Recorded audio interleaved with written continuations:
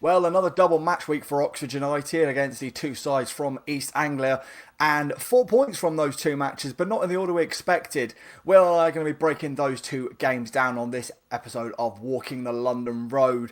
We'll get into obviously the finer points of those two games, but 4 points, I think we would have taken that beginning of the week. Yeah, 4 points definitely would have taken it, but like you said, not nearly in the way I was expecting it to be. I was expecting us to beat Norwich, and I was really hoping for a draw against Ipswich, but I thought that would sort of be like wishful thinking a little bit. So to have the results that we did was like pretty incredible to say the least. I think it's typical Oxford United. You never know what's going to happen. Yeah. We don't do well against the teams we should beat, and then the teams that we should get battered by, we somehow pull out miracles against. But I know we'll get into that. Yeah, there's a very interesting stat that was mentioned on the Sky Sports commentary that we'll get into momentarily. Before we get too far into it, folks, please remember to like, comment, and subscribe. Really helps us out. All the interaction in the algorithm. You know what the algorithm can be like, a right pain in the backside. So any help will be much appreciated.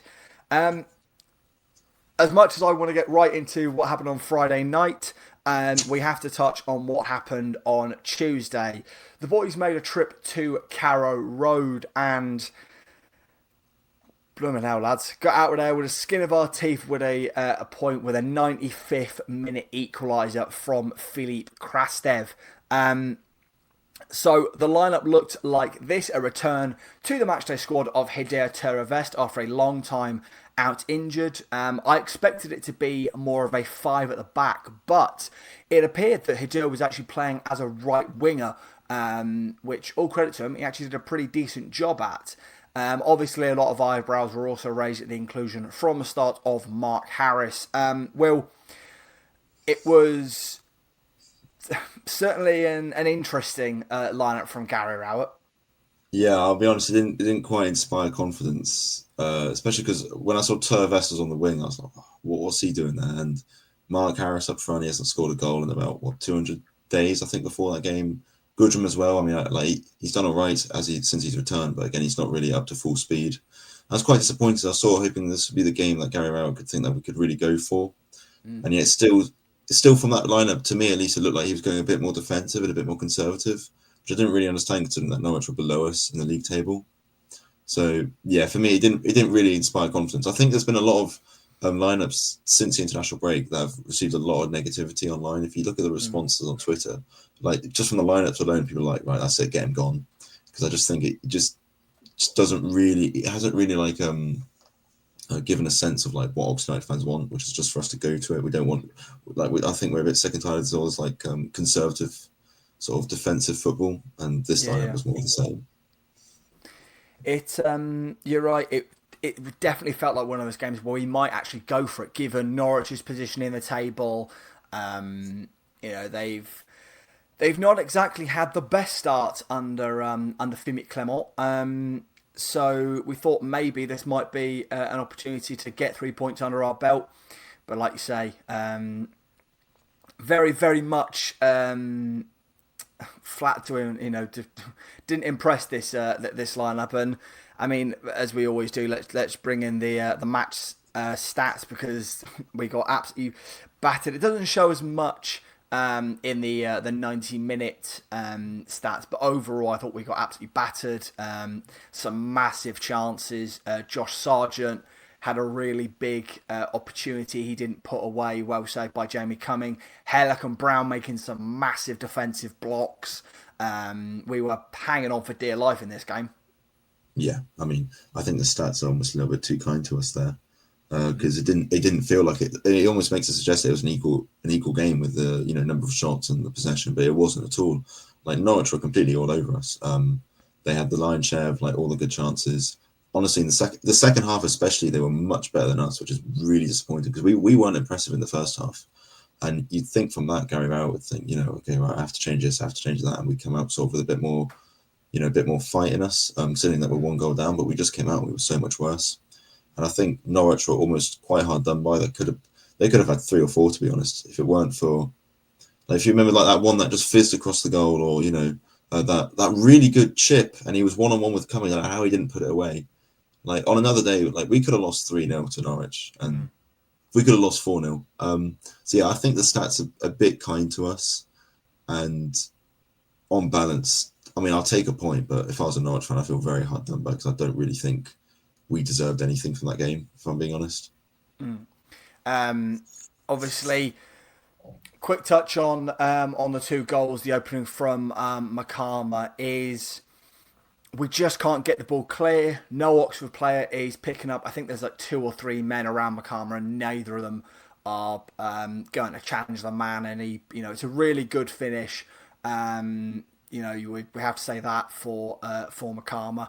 But like you say, Norwich took a deserved lead into the break. And, as you mentioned, Norwich could have been 2-3-0 up by that point. I think that it tells more the story of kind of, they have been really toothless at points in this season in the attacking phase.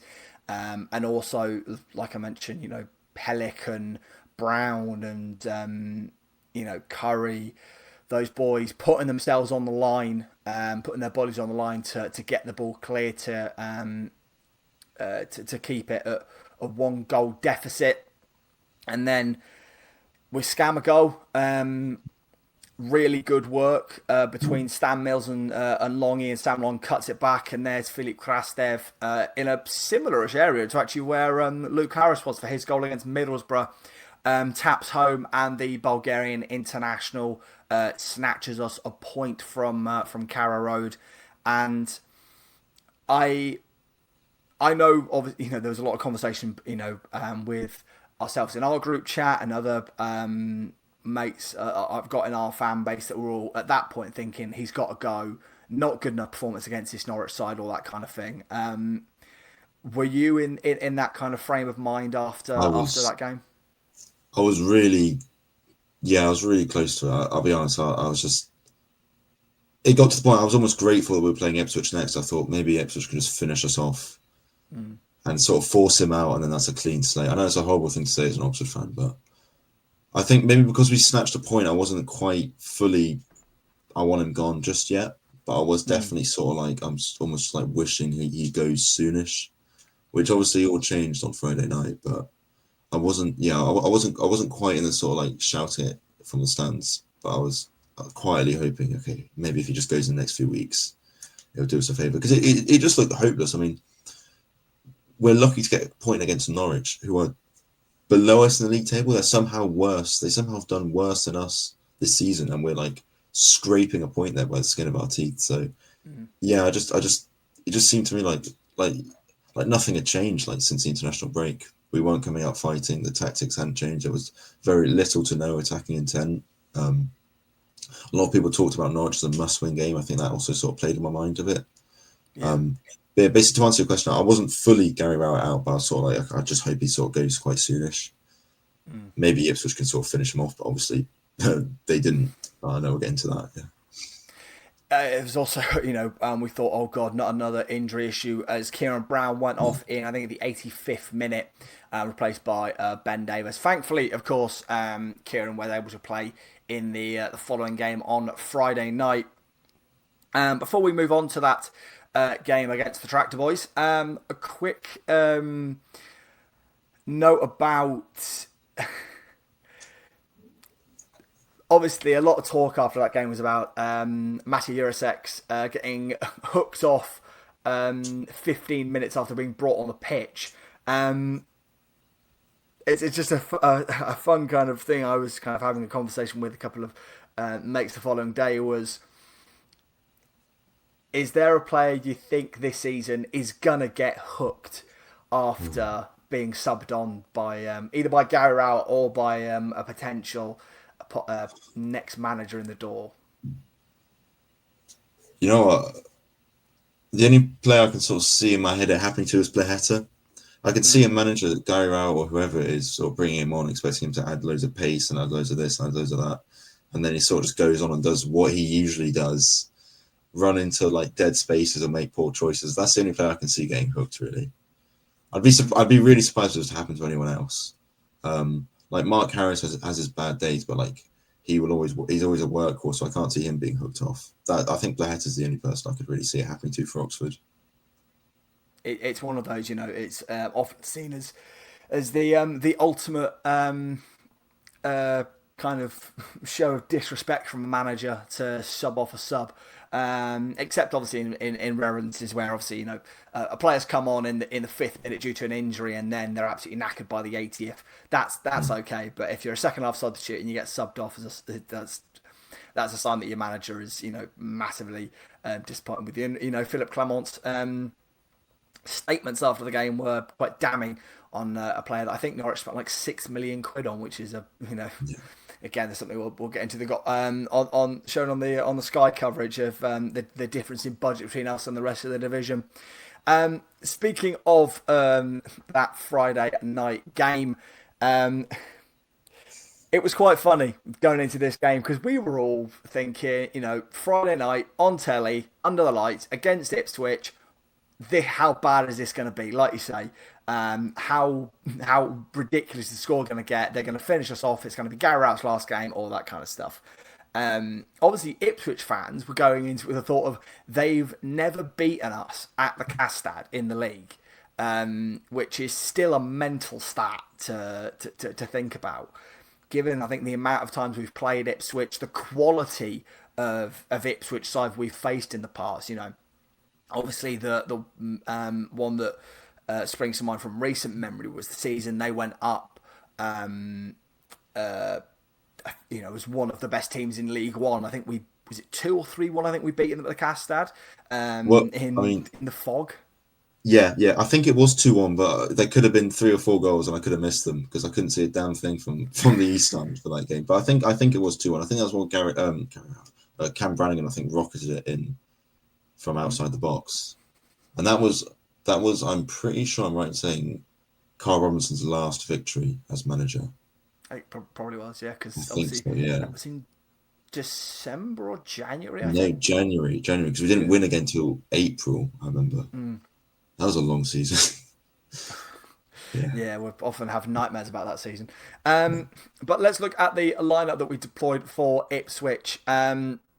Again, surprise inclusion. Sparky Harris retaining his place in the 11. Filip Krastev coming in after, obviously, his goal.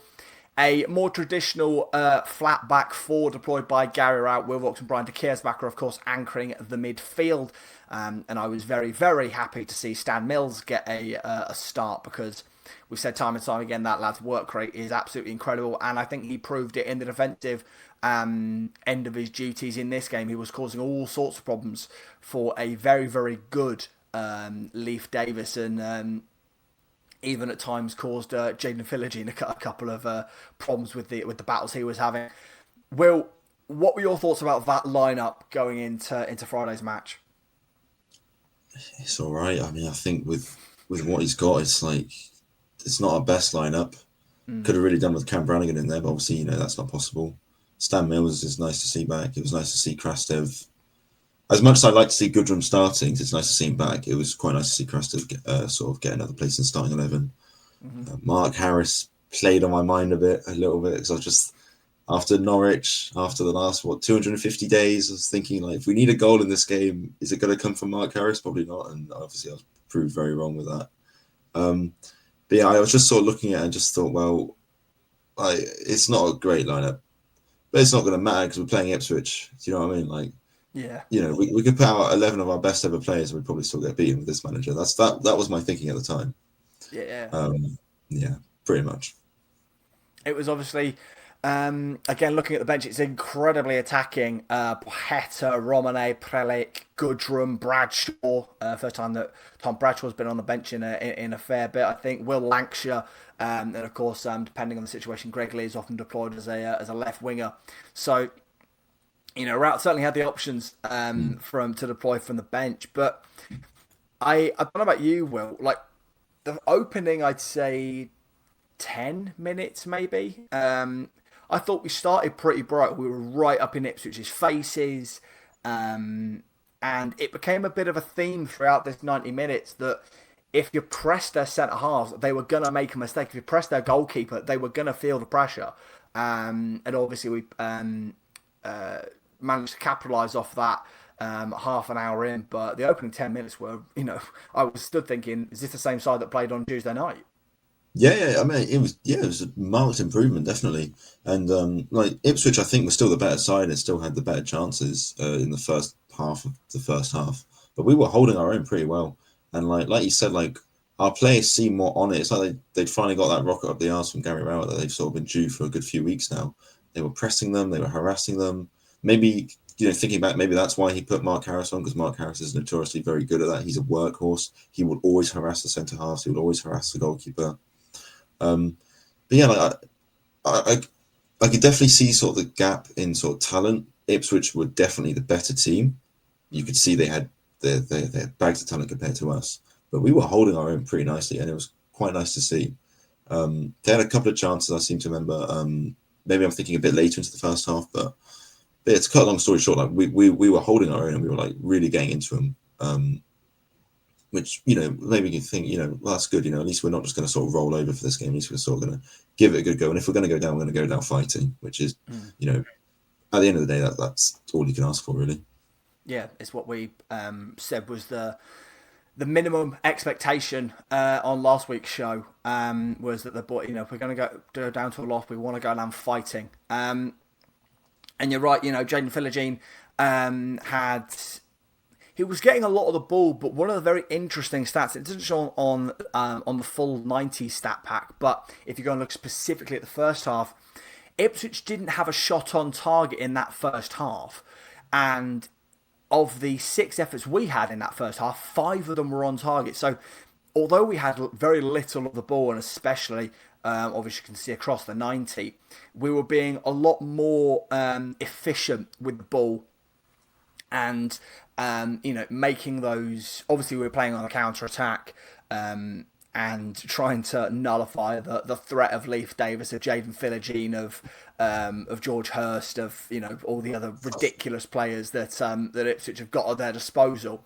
But it was a very interesting first half because, like I say, for all Ipswich's control of the ball, they weren't creating an awful lot of substance of Jamie Cumming, and the defensive unit did a good job in closing out any audacious runs being made by Ipswich's wingers. Yeah, they were definitely close though. Like, although it wasn't on target, it was millimeters away from the post. I'm thinking of the one that sort of went straight across the goal. It was like it would have been an amazing goal if it had gone in, but it sort of like went past I think the right post. The header as well. One where he was in the 6-yard box as well. I think if I'm thinking correctly. But yeah, like you were sort of expecting Ipswich to have more of a cutting edge about them, especially considering that they're a club that's obviously wanting to go straight back into the Premiership and have all the money to spend, which I know we're going to talk about a bit later. So yeah, it was a bit surprising, and it was nice to see us have a few opportunities as well. And even if they were on target, I wouldn't say that they were like big chances, but it was nice to see if at least throw something at Ipswich instead of just sort of like being on the back foot for the whole 45 minutes. But yeah, it was a strange first half in the sense that like Ipswich were all over us. They had some very close chances, but they didn't have that cutting edge about them, which I was expecting them to have, which I was really fearing going into this game. So yeah, I'd say that's pretty much what my take on that part is. And let's speak about the first goal of this match, and the man that, for some reason, when he plays East Anglian sides, turns into R9. A man who had a very up and down week, Mark Harris. Obviously, as part of the one of the leaders of the Sparky Appreciation Society. I was delighted to see him put the ball in the back of the net, and it was quite funny because his first effort he scuffs a little bit, and then obviously falls perfectly onto his left foot, puts it in the back of the net. And Sparky was saying himself after the game that when the ball fell onto his left foot, he was thinking, "Oh God, no, please!" But he put the ball in the back of the net, and against Ipswich, he was running his backside off. He almost lobbed the Ipswich keeper from, I think, just inside the Ipswich half. It was a real confidence boosting performance for Sparky, especially after he got a lot of criticism, rightfully so, I think, midweek after.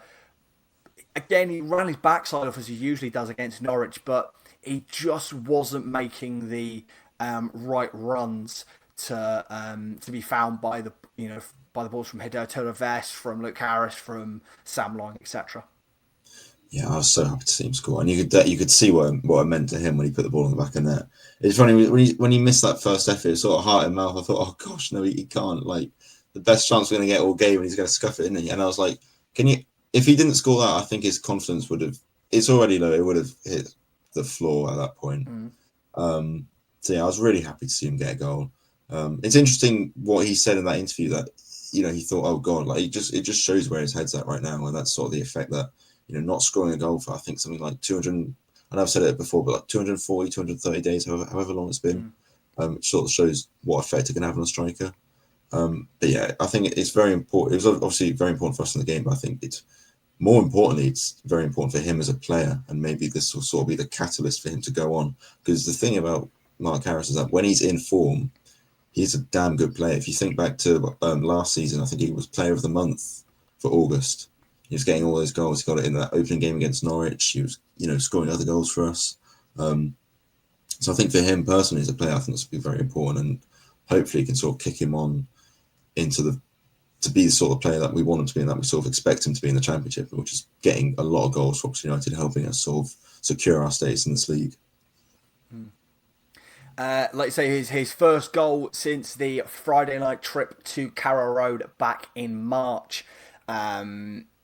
Don't know why he seems to love Friday night matches so much, but we've obviously got the game coming up on Saturday against a side he knows very well, so maybe he'll continue that run of form, because I'd absolutely love to see Sparky continue to get rewarded for the shift he was putting in. I was thinking it was a little bit unlucky maybe for him to get hooked, I think, so early into the second half, but you can understand that that game needed a different profile of striker for the state of the match that we were in. And obviously, we go into half time 1-0 up, and I know certainly in the East Ham we're all in a bit of disbelief at what's going on. Then, of course, we come out for the second half, and Ipswich are right up for it. I thought this is when the floodgates were going to open. Obviously, it's a fabulous finish by Leif Davis in the 52nd minute. I don't like the fact that he's so unmarked at the edge of the area, but you can't take anything away from that side-footed finish.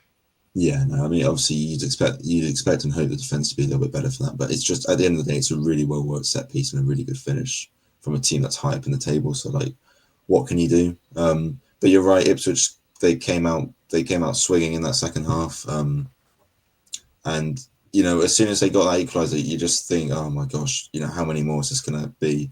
Is this going to be when the floodgates open? It's going to be where all our delusions are sort of brought back down to earth, and it suddenly becomes 4-1 or something. But yeah, so I think it was obviously disappointing for our lead to last so little of the start of the second half.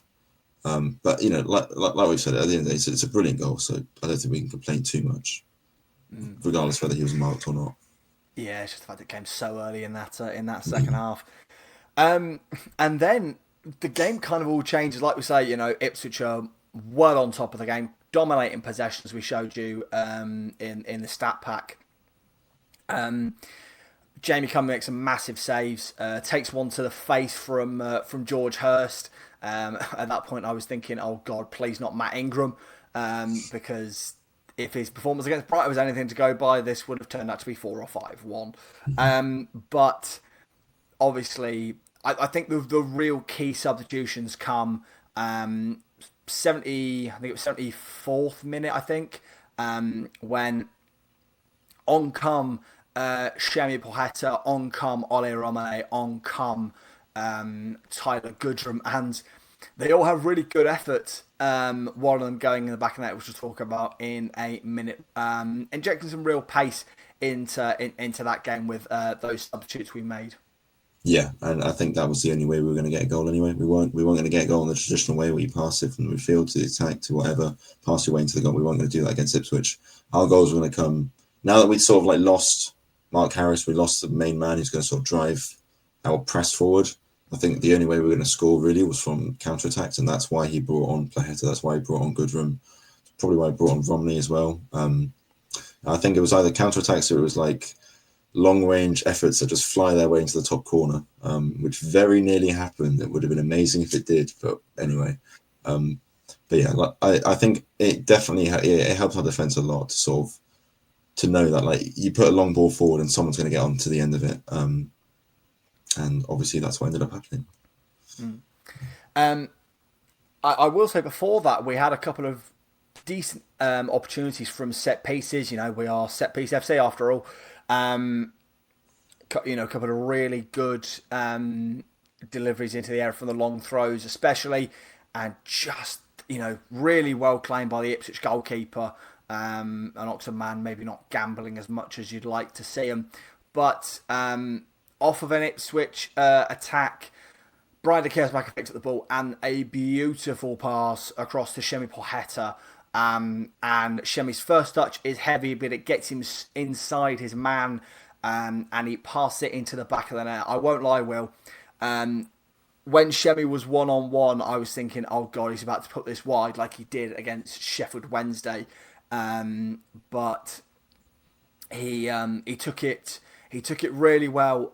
You know, one of the things we say about Shemi is if he's got too long to think about it, he's gonna miss. But you know, not on this occasion. Yeah, what a goal! I mean, the ball, especially from de Keersmaker, was brilliant. And he's been sort of quite quiet the last few weeks. I sort of feel like there hasn't really come a point where we said, "Oh, de Keersmaker's had a brilliant game." So, but it just shows that like he's got the quality there to sort of ping it past like that, and then Plaheta with his pace to sort of get onto it. And I was the same as you when he was 1-on-1 with the keeper. It was a bit like when Mark Harris missed his first shot to get the goal, like sort of like heart and mouth sort of moment, like please don't put it wide. But he put it in the back of the net and it was brilliant. And you know, like it wasn't like Mark Harris's goal was important for him. I think this is also important for Plaheta because he gets a lot of stick from the fans, rightfully so at times. I feel like. And when he does score, he only really scores bangers. So it's nice to see like his other attributes be put to good use at this point. Like, namely in this occasion, his pace. But yeah, especially when we went 2-1 up, I just couldn't quite believe it. I really started to believe then we might start. I was starting to think, maybe we can get a draw out of this because we seem to be defending quite well. But to think maybe we can get a win out of this, like typical Oxford, isn't it? You know. But again, I'll sort of save that for later. Yeah. It was a sensational ball by Keersmaker, really well placed him, like I said, by Plaheta. And at that point, I started to feel like we might actually do this, you know. We might actually win this game. You mentioned that Goodrum had a really good effort just, you know, with his first touch of the ball, put just wide. Ole Romane with a spectacular effort. A really nice little back heel by de Keersmaker into Romane's path. And he puts it just wide of the top left-hand corner. I think if that had gone in, the roof would have come off the Castad. Obviously, Ipswich were throwing everything at the wall to try and get back in that game. You know, some really key defensive contributions made by the boys. Jamie Cumming didn't pull off any spectacular saves after Shemi scored, but it was the command of his area, knowing when to come and claim the ball. I mean, there is a moment where, you know, heart in mouth when Sam Along pretty much just lets Jaden Philogene take possession, and Philogene just falls over in the area, which that was at that moment I started to think, oh my God, we might actually do this. Yeah, and also I think I can't remember when it was in the game. It was right near the end when it was like a pinball in the box and players were just throwing themselves in front of the ball. So it was great to see the commitment there from the players and just putting everything on the line. And when the ball ended up in Jamie Cummings' gloves, I don't think I've ever been more grateful. But yeah, the more chances that Ipswich didn't take, the more that we defended. I was the same as you. I was thinking we might do this. We might actually do this. Maybe we got a little bit lucky. There was I think there was one where it fizzed across the goal and the Ipswich person just didn't get on the end of it. I think I'm right in saying. But it's strange, like the more and more chances Ipswich don't take, you sort of get a sense that it's just not their day and it's our day instead. And like I said, the players were really on it. They were throwing towards the front of the ball, they're putting their body on the line. And that was sort of what gave me hope, a bit like yourself, that, there's a chance that we could end up doing something special. And you saw the emotion on Gary Rowett's face when the full-time whistle went and the 3 points were secured. The look on Shemi's face, on Sparky, all those players, you could see what that 3 points meant to them, just how important that could be, just for the sheer confidence of the players to end the winless run, for now at least. Obviously, we've mentioned a couple of times about some graphics and stats that Sky put on their coverage. Let's quickly touch on that.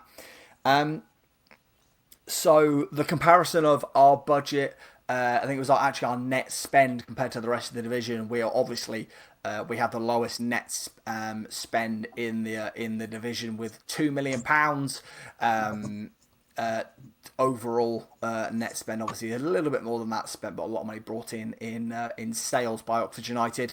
And you show sides at the top of the division, like 35 million quid was Ipswich's, because they made a lot of money on the sales of Delap, of Amari Hutchinson.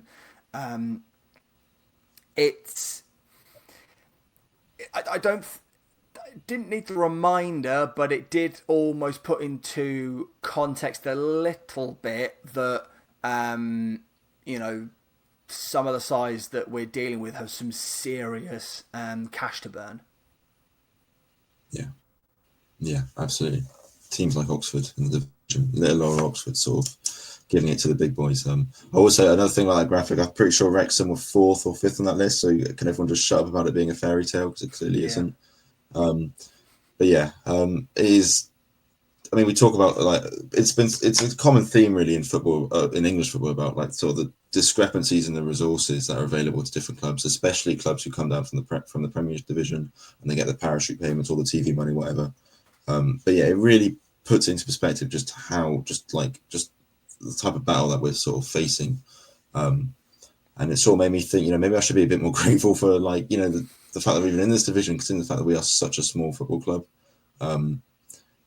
And it sort of makes victories like this all the more special when you think that, like, they've got so much more resources and so much more talent at their disposal, so much more, so much more everything. And we're just such a small club. We got 3 stands. We get 9,000 home fans every week. And here we are being Ipswich, who are playing like Manchester City last season. So yeah, I think it's nice to it's nice to be reminded of that, in a sense, every once in a while. Sort of makes me more grateful for our place in this division. The other one that I wanted to touch on is about our peculiar way we've picked up points this season. So against the sides around us in the bottom half of the table, we've picked up 5 points. In the sides in the top half, we've picked up the remaining 13, which is really confusing. I know, obviously, we would have been having a much different conversation if we'd done an episode on Wednesday after the Norwich game. But although I think Gary Rowett has bought himself time, and it's important, 5 points off from our last 3 matches, that's important to lift us away from the relegation zone. Rowett and the side do need to figure out a way to get points against the sides around us, because it's so odd that I think there was a couple of EFL analysts I was watching and listening to after that game, and they were saying, maybe Rowett sides, they're good for setting up as the underdogs, and they can almost surprise the opposition, catching them on the counter attack and all that kind of stuff. But the most important points are going to be the sides around you. So there's got to be some improvement in getting points against the sides who we're battling with. Yeah, I mean, when I was checking out, because we're playing Swansea on Saturday, next Saturday, and I was sort of checking out where are they in the league. When I saw they were a place below us, I became instantly less confident than I was beforehand. So I thought, well, that's just great, because we're not going to get a result against them then. It is really bizarre. It's very typical for Oxford. We will lose, or we will draw. We will really struggle against the teams who we should beat comfortably, like Norwich, like like Portsmouth at the start of the season. I'm sure there are other examples I just can't think of for now. But then when it comes to facing the teams at the top half, like Coventry, Leicester, and now Ipswich, we somehow put it out of the bag. And I think we thrive on being the underdogs. We thrive on being that small club of the division who will sort of take it to the big teams who don't expect much from us and will sort of dish it out to them. But like, I agree with you. It's so bizarre. It's a strange way of picking up points. We do need to solve that issue at some point, though, because if the teams who are around us are getting results against us, then that's not going to do us any favors when it comes to sort of like the back end of the season, and when we're sort of really going to be in the midst of a relegation scrap.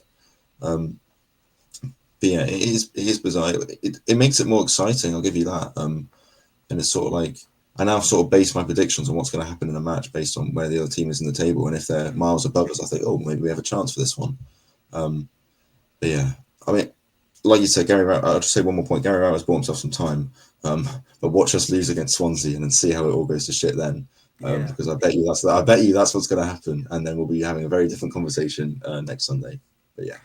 I was just about to say that it is something that needs to change pronto, because this is not sustainable at all. It's not sustainable to pick up points against the sides higher in the division, not the clubs around you. At the minute, there is a single point that separates us from Portsmouth in the relegation zone. We're only above Swansea on goal difference, and obviously Sheffield United are starting to sort themselves out. They've climbed out of the drop zone. Norwich, you'd imagine, got their first win in a while over the weekend. They're going to sort themselves out. We need to be, picking up points against the sides in the division who we are battling with, who theoretically we should be on a similar-ish playing field to, in terms of the quality of players compared to those higher up in the division. Obviously, the one major exception of the sides we've played this season is Stoke, who obviously played us off the park. But yeah, like you say, Swansea on Saturday, and then we got Blackburn, Charlton, and Preston. So it'll probably be 2 losses and 2 wins off that. Probably, yeah. I mean, I think if we can beat Swansea, which we should do, we probably won't because we're Oxford. Like you say, those teams are turning around, but that could be our sort of turning point. Maybe, you never know. Maybe December will be like the month where we really start to pick up points. Blackburn, Charlton, Preston, whoever. Yeah, we do need to sort out pronto because, yeah, like you just said, it's not sustainable. Not sustainable. And it's sort of frustrating because if we had picked up those points against the teams who are lower than us in the division, we'd be in like sort of like the top half of the bottom half of the table, if that makes sense. We'd be in a lot more of a comfortable position than we are now. So it's almost like it is there for the taking, but we just somehow can't find a way to win these matches. If you see what I'm saying, like we have a way of winning games. We have a way of beating really good opposition. When it comes to less good opposition, we're just not able to do it. I don't know whether that comes down to tactics or nerves or sort of like the burden of expectation. I'm not quite sure, but I agree with you in that it has to be sorted. Hopefully on Saturdays. I think if we can beat Swansea, then that will really be a point from which we can then kick on, and we can go into December knowing that we've got a couple of wins under our belts, and we can sort of try and pick up a few more points here and there. Just looking at, like you say, looking forward to the Swansea game. They've got 5 losses on the bounce. Winless in their last 6, 1 win in their last 10 games, so they're going to probably beat us 1-0 on Saturday. Obviously, Swansea are another side who are in a bit of trouble. Obviously, recently changed manager. Another side, like we've seen with Norwich, like we've seen with Sheffield United, who at the start of the season I was not expecting them to be amongst the basement dwellers of the division like ourselves. Yeah, it's been a really surprising division this year. I think we touched on it a couple of weeks earlier. We were almost saying how this season of the Championship is going to be harder, but it's been the complete opposite. It's turned out easier. So it sort of makes it all the more frustrating that we are, again, in the bottom half of the table. And like you said about managers, I heard a statistic the other day. Gary Rowett right now, despite he's been in Oxford for less than a year, he is the 8th longest serving manager in the Championship. Yeah. So it has been a really tough time for Championship teams. But yeah, they'll probably be us 1-0. I mean, like what I'd usually say in this instance is that, well, Swansea, they're on a bad run, but they'll look at Oxford as a team that they can beat, as a team that doesn't really know how to win matches, and they'll see us as a stepping stone for them to sort of kick on their season and sort of do a bit of a U-turn. Then again, we've just beaten Ipswich, so surely confidence should be sky high. We have an extra day of rest, and if that counts for anything, we have a bit of momentum behind us. Mark Harris is now on the score sheet, and he'll hopefully play well against Swansea because he's got a bit of a history in that part of the world, obviously. You never know, maybe Goodrum. I mean, since he's sort of returned, there hasn't been any fireworks, but you sort of see him inch closer and closer to sort of what he was under Des Buckingham, for example. His confidence has started to grow slightly. So I feel somewhat hopeful, but then again, I'm just nervous that it could just be another one of those 90 minutes, a 1-0 loss with no chances and tactics that make you want to go into a coma. So I don't know. I guess we'll see, won't we? Yeah, definitely. Like I say, it's a big match coming up on Saturday at Swansea's SwanseaCity.com stadium. I will still call it the Liberty Stadium. Obviously, viewers, start the episode. Please, if you haven't already, like, comment, and subscribe. Really, really helps us out. Follow myself and Will on Twitter. Our handles are linked in the tweet about this episode on Twitter. And as we said, we'll see you after Swansea. Where please, lads, please. Like, we haven't had back-to-back wins in God knows how. I think it was back to like just January, maybe. I can't remember, but we desperately need a back-to-back win here, lads. Just pick up another 3 points, please.